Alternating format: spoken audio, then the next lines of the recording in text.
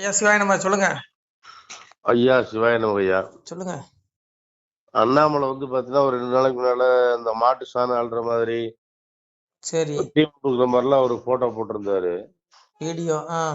அது பாத்தீங்கன்னா அந்த 200 ஊபிஸ்க்கு பாத்தீங்கன்னா அவரு மாட்டு சாணம் அள்ளுற சனாதனம் போட்டிருக்கிறேன். அதுவே அந்த ஐஏஎஸ் ஐபிஎஸ் இருக்கும்போது எடுத்த போட்டோவை போட்டு அது போட்டுக்கிறேன். சரி. ஏன் அப்படி எல்லாம் பண்றானுங்க? இது கேவலம், உண்மையிலே கேவலம். அவங்களுக்கே வரலையா? மாட்டு பால் இல்லாம வாழ்ந்துட்டு போனாது. மாட்டு மடுவறுத்து திங்கிறவனுங்களுக்கு என்னையா கேவலம்? நீங்க அவன்கிட்ட போய் பேசுனீங்கன்னா மாடையும் திம்பா, மாட்டு பாலையும் குடிப்பா, மாடு மடுவே அறுத்து திம்பானுங்க. இவங்களுக்கு எல்லாம் ஈவரக்கம் இருக்குதா? ஈவரக்கம் கிட்ட படுபாவிகள்கிட்ட போய் நீங்க போய் நியாயத்தை கேட்டீங்கன்னா அவனுக்கு என்ன தெரியும் சொல்லுங்க? அவனுடைய குணமே, அவன்கிட்ட அந்த ஆப்ஷனே இல்ல. இறக்குங்கிற ஆப்ஷனே அவனுக்கு கிடையாது. இந்த உலகத்துல 2 வகையான மனிதர்கள் பிறக்கிறார்கள். எங்க அப்பா தெளிவா சொல்றான் பகவான். அதாவது அசுர சம்பத்துடன் பிறந்தவர்கள், தெய்வீக சம்பத்துடன் பிறந்தவர்கள் என்ற 2 வகையான மனிதர்கள் உலகம் தோன்றதுல இருந்தே பிறக்கிறான் அந்த பூமியில. இதுல தெய்வீக சம்பத்துடன் பிறந்த மனிதன் என்ன பண்றான்? இந்த சாமி சொல்றாரு, அதாவது என்ன சொல்றா, எஜந்தே சாத்விகா தேவான் எஸ்ரசாம்சி ராஜசா பிரேத பூத கணாம்சானி எஜந்தே தாமசஞ்சனாங்கர். இந்த சாத்விக குணம் உள்ள பிள்ளைகள் பசுவை வணங்குவாங்க, தேவர்களை வணங்குவாங்க. அதன் மூலம் அவங்க பெரும்பேற்றை அடைகிறார்கள். அதாவது இறப்புக்கு பிறகு அவர்களுடைய ஆத்மா மோட்சகதி நற்கதி அடைகிறதுங்கிறாரு. ஆனா அந்த அசுர சம்பத்துடன் பிறந்த அந்த கும்பலு இவனுக்கு எதுவுமே தெரியாது, ஞானமே இருக்காது. இவன்ட்டு இருக்கிறது எல்லாம் தற்பெருமை, ஆடம்பரம், திமிரு, அகங்காரம். இதுதான் இவனுக்கு பிறப்புலே இருக்கு. இவன் சாகுற வரைக்கும் திருந்த மாட்டான். இவன் சுடுகாட்டுல வச்சு எரிக்கிற வரைக்கும் இவனுடைய புத்தி மாறாது. நான் சொல்ல பகவான் சொல்றான். அதனால இறப்புக்கு அப்புறம் இந்த கும்பல் எல்லாம் எங்க போறான்? அதாவது நரகத்தை அடைகிறான். நரகத்துல கோரமான நரகம், அதாவது கொடுமையான தண்டனை. இவனுடைய ஆத்மா கொடுமையான நரகத்துக்கு எடுத்துட்டு கொண்டு போட்டு இறப்புக்குரிய மண்ணுலகளை இவன் பாருங்க, மாட்டுக்கறியை திங்கானா, ஆட்டுக்கறியை திங்கானா, எல்லா கறியும் திம்மா. அதே பிறவியா இவன் 84 லட்சம் பிறவி எடுக்கிறான். இவன் எந்த மாட்டை தின்னானோ அதே மாடா இவன் பிறந்து சாகுவான். இவனை இன்னொருத்தன் திம்பான். புரியுதா உங்களுக்கு? அதனால பிரபஞ்சத்துல நீ எது செய்யறியோ அது உனக்கு கிடைக்கும். நீ நல்லது செஞ்சா அதுக்குள்ள நல்பயன் உனக்கு கிடைக்கும். தீயது செஞ்சா தீப்பயன். நீதான் கர்மா. ரெண்டுமே கர்மா தான். அதான் அப்பயும் சொன்னா, அனிஷ்டம் இஷ்டம் இஷ்டம் திரிவிதம் கர்மனா. அதாவது கர்மத்தின் பயனை தியாகம் செய்யாத மனிதர்களுக்கு கர்மத்தின் பயனான நல்லதும் தீயதும் மேலும் 2 கலந்ததுமான பயன்கள் இறந்த பிறகு கட்டாயம் கிடைக்குது. உன் ஆத்மா பின்னாடி நீ நல்லது செஞ்சால் நீ அனுபவிச்சாகணும், நீ கெட்டது செஞ்சால் அதுக்குள்ள தண்டனை அனுபவிச்சு ஆகணுங்க. தப்ப முடியாது. ஆத்மா அழியாது. அந்த ஆத்மாவுக்கு தண்டனை உண்டியா? இந்த உடல் இருக்க ஜீவாத்மா தான் எல்லாத்தையும் அனுபவிக்கிறான். அந்த உடல் எதையுமே அனுபவிக்கிறது இல்ல. ஆனா அந்த ஜீவாத்மா அழிய மாட்டான், உடல் தான் அழியும். அந்த ஜீவாத்மா எல்லா அக்னியும் இவனுக்கு உண்டு, தண்டனை உண்டு. அதனால இவனுங்க இங்க பாருங்க, சனாதனம் சாணி எல்லாம் சனாதனம். ஏண்டா அப்படி பார்த்தா அங்க இன்னைக்கு இப்ப தமிழ்நாட்டுல கிட்டத்தட்ட ஒரு 5 கோடி பேர் மாடு மேய்ப்பான். 5 கோடி விவசாயி நிறைய பேர் இருப்பான்னு வச்சுக்கோங்க. 5 கோடி குடும்பங்கள் மாடு மேய்க்குது, ஆடு மேய்க்குது. அப்ப உனக்கு இவங்க எல்லாம் கேவலமா உனக்கு? அப்ப இவனுக்கு எந்த அளவுக்கு கேவலப்படுத்துறான் பாருங்க மக்களை. அப்ப இவனுங்களெல்லாம் அப்புறம் என்ன கேட்கிறேன், நீ எல்லாம் ஐபிஎஸ் ஆயிட்டேன்னா அப்புறம் யார் விவசாயம் பண்றது? சோறு எப்படி வரும்? எல்லாரையும் கலெக்டர் ஆயிட்டீங்கன்னா அப்புறம் யார் விவசாயம் பண்றது? எப்படி சோறு கிடைக்கும்? தட்டுல சோறு திங்கணும்ல, இல்ல சாணியவா திங்க முடியும்? இவனுக்கு சாணியை திம்பானுங்களான்னு கேட்க. இவன் என்னையா இவனுக்கு இங்க பாருங்க, இந்த அறிவில்லாத கூட்டம் என்னன்னாலும் பேசுறான். இந்த பிரபஞ்சத்துல பாருங்க, இவனுங்களுக்கு எல்லாம் ஒரு முடிவு வருது. இந்த சனாதனத்தை பழிக்கிற இந்த கும்பலுக்கு எங்க அப்பன் சொல்றான் பாருங்க, அன்னைக்கு களியனுக்கு எங்க அப்பன் புத்தி சொன்னான். அதேதான் இந்த கும்பலுக்கும், இந்த களிப்பயல்களுக்கு அன்னைக்கு கலியுக தொடக்கத்திலேயே புத்தி சொல்லிட்டான். மாயனோ உபாயத்தாலே. அன்னைக்கு இந்த கலிநீச மன்னனுக்கு சாமி புத்தி சொல்றான். மாயனோ உபாயத்தாலே மனுவது போலே ஆகி ஆயனர் குலமும் தோன்றி அவனியில் இருப்பான் கண்டீர். மாயத்தை அறியா நீரும் மாளவே போக வேண்டாம், நியாயமாய் உரைத்தேன் ஐயா நம்முட அரசு கேட்கும். அன்னைக்கு கலியனுடைய அரசபையில இருந்த மந்திரி ஒருத்தனுடைய இதயத்துல உள்ள நாவல எம்பருவா எங்க அப்ப நாராயண பரம்பரை உள்ள இறங்கி புத்தி சொல்றான் இந்த கலியனுக்கு. கேட்டானா மாயனோ உபாயத்துல, அதாவது இறைவன் எம்பெருமானா மகாவிஷ்ணு, அவனுடைய மாயையில அவன் எந்த ரூபத்துல வேணாலும் வருவான். சாதாரண மனுஷனை போல தோண்டி இருப்பான். ஆனா உன்னை அழிச்சிருவான். இப்படி அநியாயம் பண்ணாத, அவங்களுக்கு அழிவு உண்டுன்னு சொல்லி புத்தி சொல்றான். கேட்டானா கேட்கல, மீண்டும் புத்தி சொல்றான். எங்க அப்பதான் பகவானே அவனுக்கு கலியனுக்கு புத்தி சொல்றான். என்ன சொல்றான்? தசரதன் மகவாய் மாயோன் சீமையில் வந்து தோன்றி புஜமுட பிறப்போர் கூட பிறந்ததும் கேட்டிலீரோ, வசையுடன் மனுதான் என்று வாதிட்ட அரக்கன் தன்னை சிரசையை அறுத்த செய்தி விளம்பியும் கேட்டிலீரோ. ஏடா படுவாவி, அன்னைக்கு 10 தலை ராவணே பராக்கிரமசாலி, அவனையே என் பெருமான் நாராயணன் தன்னுடைய புஜமுட பிறப்பு சங்கு சக்கரத்தை தன்னுடைய சகோதரர்களாக கூட்டிட்டு வந்து பிறவி செஞ்சு ராமனாக வந்து அன்னைக்கு அவனுடைய தலையறுத்தான். அதை நீ கேள்விப்பட்டது இல்லையா கலியனே? அதனால ஒழுக்கமா ஆட்சி பண்ணி உன்னை அழிச்சிருவான்னு சொல்றான். கேட்டானா மறுபடியும் எங்க அப்பயும் புத்தி சொல்றான். தெய்வகி வயிற்றிலுற்று ஸ்ரீ கிருஷ்ணர் எனவே தோன்றி வைவசு தேவன் பெற்ற மனுவன வளங்கள் நாட்டி நெய் இடை வழியில் சேர்ந்து நெருடிடுமா ஞாலம் செய்தவர் கஞ்சன் தன்னை கொன்றதும் கேட்டில் கம்சனை கொண்டான். தெய்வீக வயிற்றிலிட்டு ஸ்ரீகிருஷ்ணன் என்ற யாதவர் குலத்திலே எங்க அப்பன் தோன்றி அன்னைக்கு கம்சனை அழிச்சேங்க. இறைவனே சொல்றான். அன்னைக்கு கலிநிசமத்தன் மன்னனுக்கு புத்தி சொல்றான். கேட்டானா? கேட்கல. சரி, மறுபடியும் புத்தி சொல்றான். ஐவர்க்கு தூதனாகி அங்கும் இங்கும் ஓடி சென்று மைகுழல் சிலர்கள் தம்மை மனங்களும் மிகவே செய்து மெய்ப்புடன் கிளைகளோடு மேவியே குழாங்கள் செய்துரியோதனனை கொன்ற செய்தி கேட்டீரோ. பகவான் எங்க அப்படி ஆரன்னு சொல்றான். டேய், அன்னைக்கு துரியோதனன் ஆணவத்துல ஆடுனா, அந்த அன்னைக்கு பஞ்சபாண்டவர்கள் சோழி முடிச்சேன், அன்னைக்கு யாதவர்களை பெண்களை மணந்தேன், துவாரகை ஆண்டுன்னு எங்க அப்பன்னு சொல்றான். அப்படி இந்த படுபாவி கேட்டானா? கேட்கல. உடனே அவன் கலியன் என்ன சொல்றான்? கலியன் பாருங்க, எங்க அப்பனுக்கு அவன் கேள்வி கேட்கான். வேதமாம் குளங்கள் தேர்ந்த மேல் குளம் அதிலே மாயன் சீதமாய் பிறவா வண்ணம் சிறுகுளம் புக்குவாரோ ஏதடா இந்த செய்தி என் முன்னே சொல்லி நின்றா. ஏண்டா டேய், இறைவன் பிறக்கிறதா இருந்தா மேல் குளத்துலதானா பிறப்பான், இப்படி தாழ்வு குளத்துல எப்படி வருவான்னு சொல்லி ஒரு பிட்ட போடுறான். அப்போ எங்க அப்பன்னு சொல்றான்.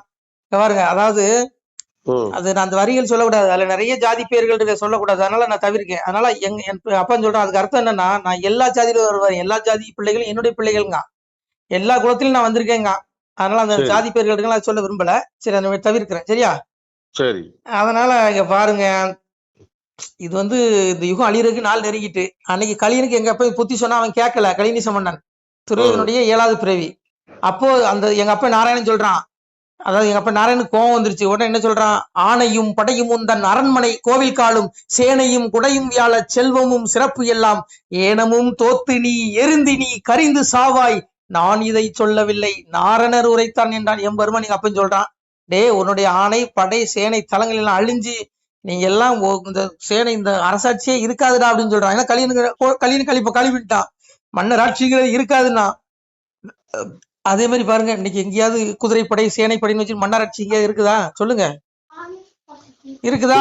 இறைவன் சொன்ன வார்த்தை, இறைவன்கிட்ட சாபம், எல்லாம் அழிஞ்சிட்டான். அதே மாதிரி இன்னைக்கு இருந்த படுபாவிகள், இன்னைக்கு ஆட்சி பண்றானுக்கு இந்த ஊழல்வாத கும்பல், இவனுகளை சொல்றான். இன்னைக்கு சனாதனத்தை திட்டாம பாருங்க. இவனுக்கு சாமி தெளிவா சொல்லிட்டான். அன்னைக்கு கலியனுக்கு சொன்ன புத்தி தான் இவனுக்கு. ஏன்னா இவனுக்கு களி குட்டிகள், புரியுதா உங்களுக்கு? இவனுக்கும் அதே அழிவு வரும் நிச்சயம். அதனால இங்க பாருங்க, சனாதனத்தை படிச்சவன் எவனுமே உருப்பட முடியாது. நான் சொல்லல, எங்க அப்பன் தெளிவா சொல்றான். மனுமொழி இதுவாம் என்று மதத்துடன் பேசுவோர்க்கு இனிதல்ல வீண்தான் என்று இயம்பிய பயனர் தன்னை குனிதவள் துர்க்கை சென்று கொன்றவள் நரகம் புத்தி கணிதுடன் துர்க்கை வாரி கடல் தீர்த்தம் ஆடுவாளைங்க. எவன்லாம் சனாதன நூல்களை இறைவனை கடவுளை பழிச்சு இழுத்து பேசுறானோ இந்த கும்பலெல்லாம் இறப்புக்கு அப்புறம் எமன் வரமாட்டான். எங்க ஆத்தா துர்க்கை போய் பிடிச்சிட்டு அவனை நரகத்துல கொண்டு வீசிட்டு போயிடுவான். அவனுடைய ஆத்மாவை மீளா நரகத்துல அங்கே இருப்பான், துடிப்பான், கதறுவான். இவனுடைய இந்த பதவி வருமா? சொல்லுங்க. ஒரே ஒரு விஷயம், ஒரு சின்ன விஷயம். நான் சிஎம்னு சொல்ல முடியுமா? இல்ல நான் பிஎம்னு சொல்ல முடியுமா? இல்ல நான் துணை முதல்வர்னு சொல்ல முடியுமா? ஒரு சின்ன விஷயம் பாருங்க, மந்திரி தப்ப எவனும் தப்ப முடியாது. சொல்லுங்க. இல்ல, கிராமத்துல மாடு மேய்க்கிற சனாதனம் போடுறாரு. அப்ப நாய் மேய்க்கிறவங்க என்ன சொல்றது டவுன்ல இருந்துகிட்டு? சரி, அதெல்லாம் நம்ம யாரையும் இழிவுபடுத்த வேண்டாம். அவனுக்கு புரிஞ்சுக்கிடுங்க. அவனுங்களே மாதிரி நம்மளும் சேர்த்தவாரி எதை வைக்க கூடாது. எல்லாம் இங்க பாருங்க, எந்த தொழிலும் கேவலம் கிடையாது. மாடு எங்க பாருங்க, பகவானே எங்க அப்பனே மாடு மேய்ச்சிருக்கான். மாடு மேய்க்கிறது புனிதம். இன்னைக்கு யாதவர் குல மக்கள் மாடு மேய்க்கிறாங்க, அது பெரிய புனிதம். யாதவர் குலத்துல வந்தது எங்க அப்பன்னு சொல்றான். அஞ்சாடு மேய்த்தடைத்த உங்கள் ஆனந்த கோன் வந்தேனடா உன் கூடாரத்து குள்ளிருந்து குலதீட்சை செய்திடுவேன். சொன்ன விடிய விடிய நான் பாடிட்டே இருப்பேன் எங்க அப்பன் சொன்னது. அதனால அது கேட்கறதுக்கு யாரும் இருக்காது. அதனால 1000 குலத்துல நான் மாடு மேய்ச்சேங்கிறேன் எங்க அப்பன் பகவான். அதனால இங்க பாருங்க, எம்பெருமானே மாடு மேய்ச்சான அது எவ்வளவு புனிதம். இன்னைக்கு அண்ணாமலை மாட்டு சாணி அழினாரு, இவன் சனாதனத்தை கேவலப்படுத்துறான். ஆனா சனாதனத்தை நீ கேவலப்படுத்தல, மாடு மேய்க்கிற ஒட்டுமொத்த பிள்ளைகளையும் நீ கேவலப்படுத்துற. எங்க அப்பா அன்னைக்கு மாடு மேய்க்காரு, எங்க அப்பா பனைமரம் ஏறாரு. சொல்லுங்க, அப்போ நானும் மாடு மேய்ச்சிருக்கேன். விவசாயம் பண்ணா கேவலம். இவனுங்க பாருங்க, இவனுங்களுக்கு என்னங்க தெரியும்? ஒரு நாள் மாடு மேய்ச்சிருப்பானா இவனுங்க? ஒரு நாள் மாடு மேய்ச்சா அந்த கஷ்டம்னு தெரியும். புரியுதா உங்களுக்கு? நல்ல ஏசி ரூம்ல உட்காந்து எவனோ பாலை கறந்து கொண்டு கொடுக்க, நல்லா குடிச்சிட்டு கொழுப்பு ஏறி போய் பேசுறானுங்க. இந்த கொழுப்பை கரைச்சிருவான் இவனுக்கு மறுபிறவில அதே மாடா பிறப்பான். இன்னைக்கு எல்லாம் என்னங்கிறீங்க? உங்க பாருங்க ரஜசி பிரளயம் கத்வா கர்ம சங்கி மாடா ஜாயதே, பிறக்க மாட்டேன், பண்ணியே தான் பிறப்பேன். அததான் சொல்றான் பகவான். ரஜசி பிரளயம் கத்வா கர்ம சங்கி ஜாயதே ததா பிள்ளைன்னு தமசி மூடையினி ஜாயதேன்ட்டா. இந்த அடுப்ப பயிலுக, இந்த அகங்காரம் பிடிச்ச இந்த கும்பல் எல்லாம், சனாதனத்தை திட்டுற கும்பல் 84 லட்சம் பிறவி, அதாவது நரகத்துல அதுக்கு தண்டனை அனுபவித்த பிறகு 84 லட்சம் பிறவி எடுப்பானா. மாடு, கோழி, பன்னி, நாயின்னு பிறந்து அதே பிறவி எடுத்து சாவான். இவனை ஒருத்தன் கொண்டு திம்பான். ஏங்க பிரபஞ்சத்துல எவனும் தப்ப முடியாதுங்க. அப்பா சொல்றாங்க, எங்க அப்பன் சொல்றான், விடுவானா? மாடா பிறக்கிற கூட ஒரு புண்ணியம் பண்ணிருக்கணும். மாடா பிறக்க மாட்டானுங்க, பண்ணியா பிறப்பான். அததான் சொல்றாங்க, சொல்லுங்க. மாடா பிறகு புண்ணியம் பன்னி, நாய், கோழி, பண்டினி உனக்கு பிறந்தே ஆகணுங்காரு. நான் சொல்ல பிறந்து 84 லட்சம் பிறவி, ஒரு பிறவி இல்ல 84 லட்சம் கூட்டுல அடைப்பாரு இவனுங்களை. அதனாலயே அங்க பாருங்க, எங்க அப்பன் தெளிவா சொல்லிட்டான். ஜோஸ்பி சன்னவியாத்மா பூதானாம் ஈஸ்வரோஸ்பிசன் பிரகிருதிம் சுவாமதிஷ்டாயா சம்பவம் யாத்மா மயாயாங்கிறான். அதாவது நான் இந்த உலகத்திற்கு இறைவன் ஈஸ்வரனாக இருந்தும் கூட என்னுடைய பிரகிருதியை, அதாவது என்னுடைய படைக்கும் சக்தியை வசப்படுத்தி கொண்டு இந்த உலகத்தில் சாதாரண மனிதனை போல வெளிப்படுகிறேன். இறைவன் எப்படி வரான்? என்ன போல, உங்களை போல, அண்ணாமலை போல, மோடி போல, எங்க சாமி, எங்க அப்பா, எங்க ஐயா யோகி ஆதித்யநாத் போல இன்னைக்கு அவதாரம் பண்ணிட்டான் சாமி. இப்படி மனு சொரூபத்துலதான் வருவேங்கிற. வந்து என்ன பண்ணுவானா?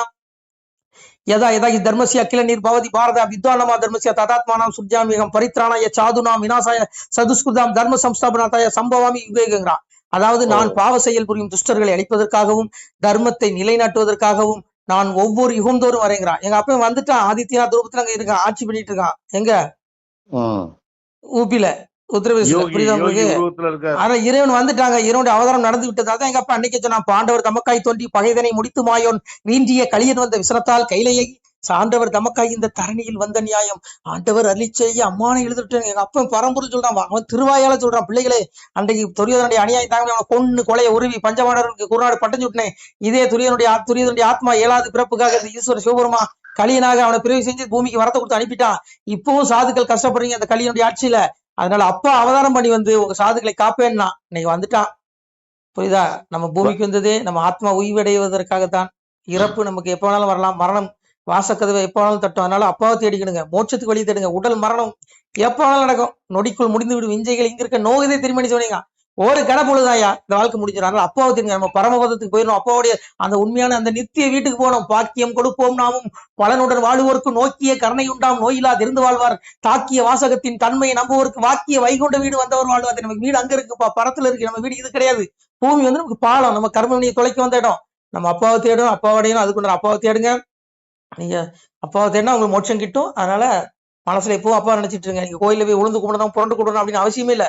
அப்பாவை மனசார நினைங்க. அதான் அப்பா சொன்னான், தினமொரு நேரம் எந்தன் திருமொழி அதனை கேட்டால் பணிவெல்லம் போலே பாவம் பறந்திடும் நிசமே சொன்னோம் கனிமொழி சோதி வாக்கும் கையெழுத்தாதி நோக்கும் துணிவுடன் கேட்டோர் உற்றோர் தொலைத்தனர் விரைவிதானே. எங்க அப்பா திருவாசகத்தை நீ காதுல கேட்டாலே போதும், கோயில் போன்னு கூட அவசியம் இல்ல, படிக்க நேரலையா விட்டுரு, காதுல கேளு. சாமி சொல்றான், வாசிக்க கேட்டு மகிழ்ந்து அன்பருக்கு பூசி தின்ற பூரணங்களும் கிட்ட போனாங்க. நான் வாசிக்கிறேன், நீ கேட்டாலே உன் பாவம் பண்ணி கொடுக்க மோட்சம் கிடைக்கும். தேவையில்லாம இந்த சினிமா, இந்த சீரியல், இந்த இதெல்லாம் விட்டுருங்க தயவுசெய்து. உங்க பிறப்பு கோவா காரியம் செய்யாதீங்க. அப்பா பிள்ளைகளே, இந்த வாழ்க்கை நிரந்தரம் கிடையாது. ஆனா ஆத்மாவை காப்பாத்திக்கிட்டு ஆத்மா மோட்சத்துக்கு போனோம். மோட்ச வீட்டுக்கு போறோம்னா மீண்டும் பிறப்புக்குள்ளாகி 84 லட்சம் பிறகு எடுத்து நீங்க பிறந்து சாக வேண்டியிருக்கும். இது அப்பாவுடைய வார்த்தை. தயவுசெய்து திருந்துங்க மக்களே அப்படின்னு நான் சொல்றேன். அப்பா சொல்றான். அதுக்கு மேல உங்க விருப்பம். சனாதன பழிக்கிற இந்த கும்பலெல்லாம் ஒரு ஒருத்தரும் தப்ப முடியாது. யாரா இருந்தாலும் சரி, உதயநிதியா இருந்தாலும் தப்ப முடியாது, கனிமொழியா இருந்தாலும் தப்ப முடியாது, ஆராசாவும் தப்ப முடியாது, திருமாவளவன் தப்ப முடியாது, ஏன் நீங்களும் தப்ப முடியாது, நானும் தப்ப முடியாது. அப்பா அப்படி இருந்து எல்லா கண்காணிப்பும் அவன்கிட்ட தான் இருக்கு. புரியுதா உங்களுக்கு? நான் நிறைய பதில சொல்லிட்டேன். அதுக்கு மேல உங்க விருப்பம். கேட்டா கேளுங்க. வந்தால் அறிவார், வராதார் நீராவார்.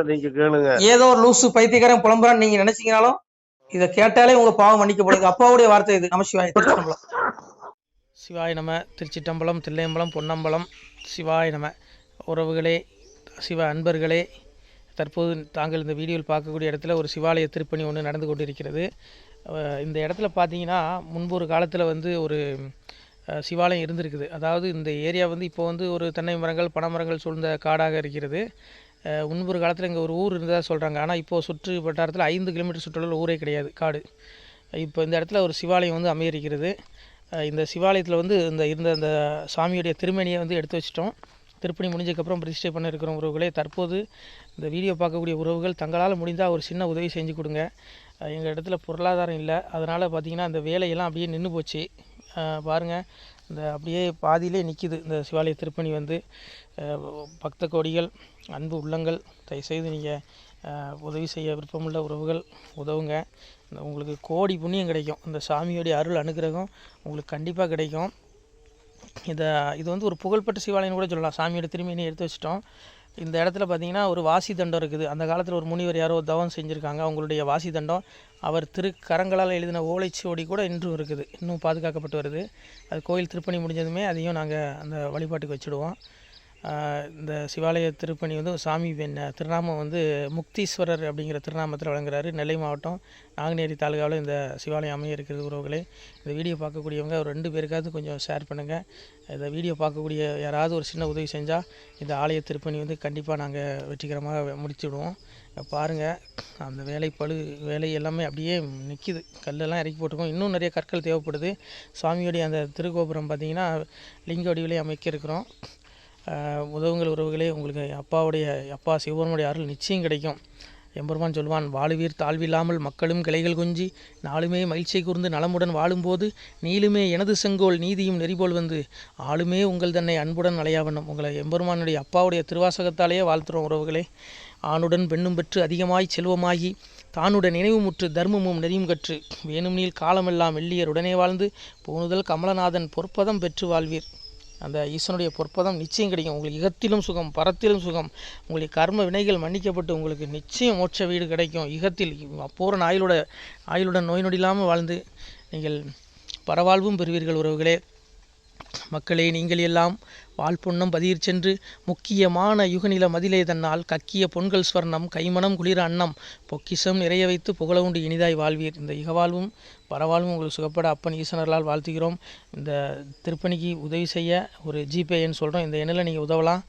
நீங்கள் இந்த எண்ணிலேயே நீங்கள் தொடர்பு கொள்ளலாம். ஜிபே, ஃபோன்பே, வாட்ஸ்அப் எல்லாம் இந்த நம்பர் தான். 93 85 44 31 06 93 85 44 31 06. இந்த எண்ணில் நீங்கள் உதவலாம், தொடர்பும் கொள்ளலாம். வாட்ஸ்அப்பு இந்த எண்ணு தான், ஜிபே இந்த எண்ணு தான் உறவுகளே.